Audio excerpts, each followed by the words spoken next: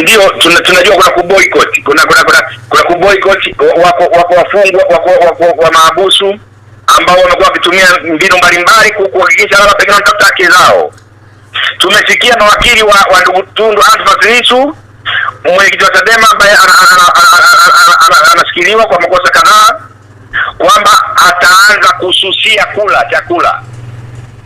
Na hatujaambiwa ni lini, lakini tumeambiwa ataanza kususia kula mpaka haki zake zitakapotimizwa. Sasa hatujajua ni haki zipi, kwa sababu pia hao mawakili walipoulizwa na waandishi wa habari ni haki zipi, wanasema hawawezi kuzisema, ila serikali inajua na vyombo hivi haki zipi hazijazungumzwa. Lakini mtuhumiwa anasema atazishinikiza haki hizo kwa kuanza mgomo wa kutokula. Wako wafungwa wengi waweza kufanya hivyo, sio hapa nchini tu.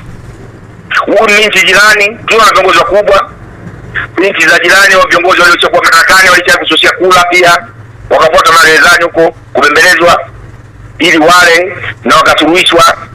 Wako huko nje ya nchi mataifa ya magharibi na nchi nyingi za Afrika, wako watu wametumia huo mgomo wa kula, kususia kula kama njia mojawapo. Ni migomo inakubalika kama mgomo wa kutaka kushinikiza haki zao zikubaliwe, kwa kuwa katiba yetu sasa inataka kulinda haki hiyo ya uhai wa mtu. Ndipo pengine itaangaliwa huyu mtu kwa nini anataka kujitoa uhai wake, kwa sababu tupokuwa utakufa.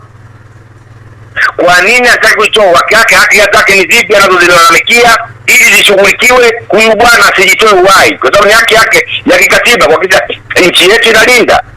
Lakini sio nchi yetu na watu walionao kule mahabusu